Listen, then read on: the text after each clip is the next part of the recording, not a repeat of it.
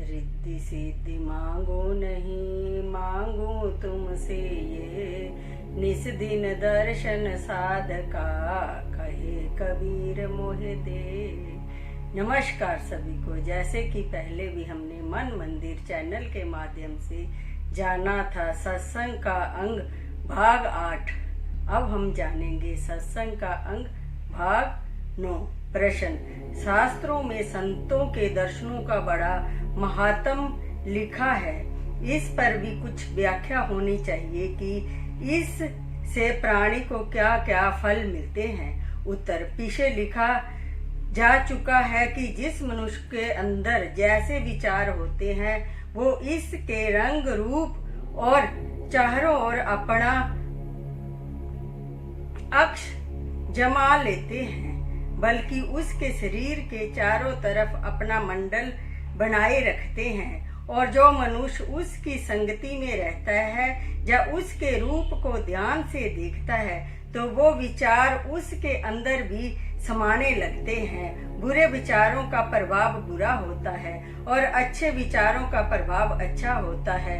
संत चूंकि साक्षात परमार्थ का रूप होते हैं और उनके विचार अति पवित्र और शुद्ध होते हैं और उनका मन मालिक के रंग में रंगा होता है, इसलिए उनके दर्शन करने से मनुष्य को भी उनके विचारों का भाग मिलता है।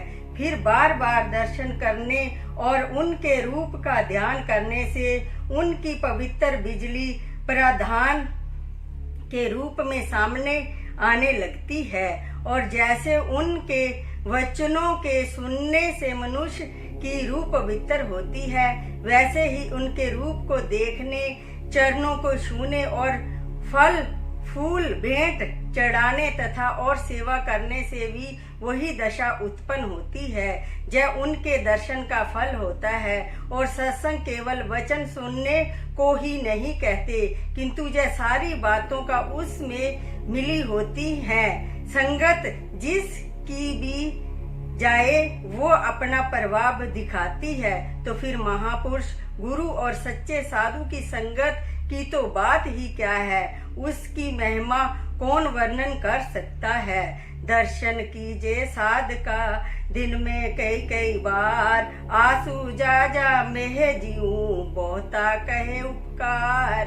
कई बार ना कर सके तो दो बार कर ले, कबीरा साधु दर्शते काल दगा नहीं दे। 2 बार ना कर सके दिन में कर एक बार, कबीरा साधु दर्शते उतरे बब जल पार। एक दिन नहीं कर सके दूजे दिन कर ले, कबीरा साधु दर्शते पावे उतरे दे। दूजे दिन नहीं कर सके तीजे दिन कर जाए, कबीरा साधु दर्श से मोक्ष मुक्ति फल पाए।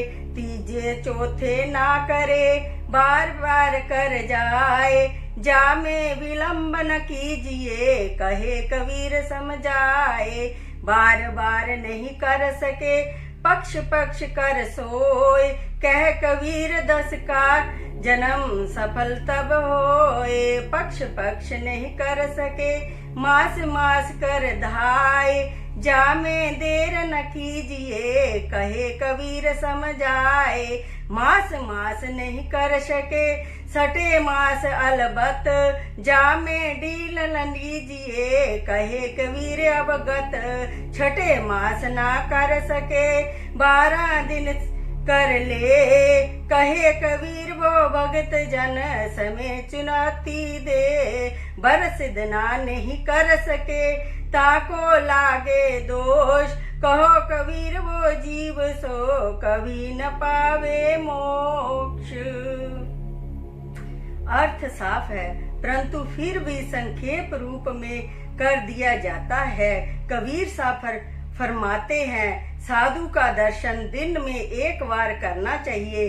जैसे असुज मास का मेघ खेती के लिए अति लाभदायक होता है, ऐसे ही साधु संत का कई बार दर्शन करने से भक्ति की खेती को पानी मिलता है।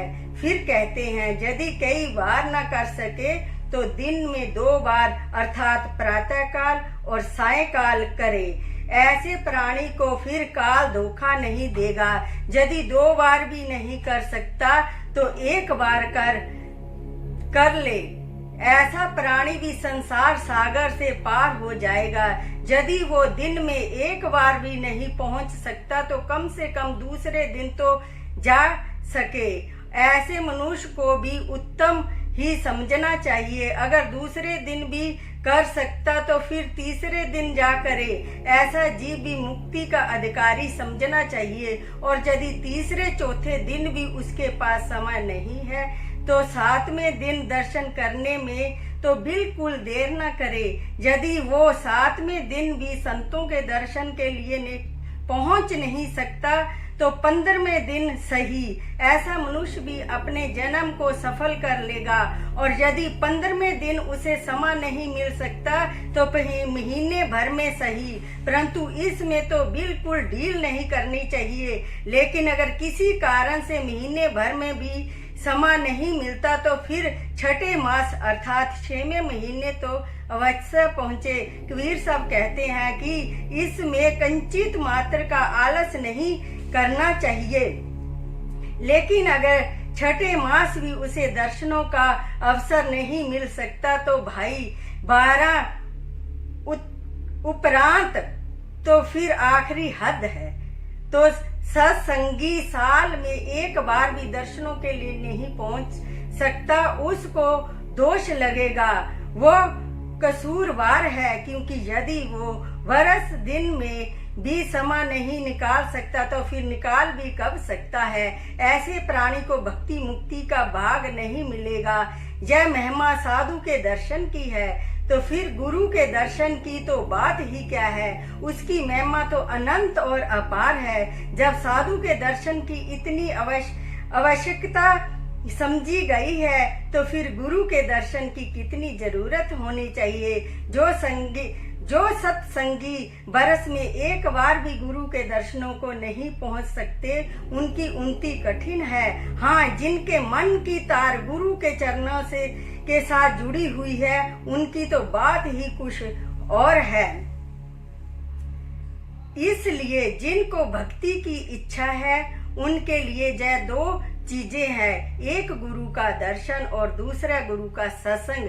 तीसरी कोई वस्तु भी संसार में उनकी सहायक नहीं है। संसार में जिस जीव को यह 2 चीजें प्राप्त नहीं है उसको माया की गेंद समझना चाहिए कि माया उसको कभी इधर फेंकती है और कभी उधर फेंकती है और वो सदा बेचैनी और परेशानी का शिकार बनता है। परंतु जिसको एक बार गुरु का सत्संग का रंग चढ़ गया है वो माया के जकोलों से फिर चलायमान नहीं होता, बल्कि वो हर काम में मालिक की मौज समझता हुआ सदा प्रसन्न चित्त और शांत बना रहता है। नमस्कार।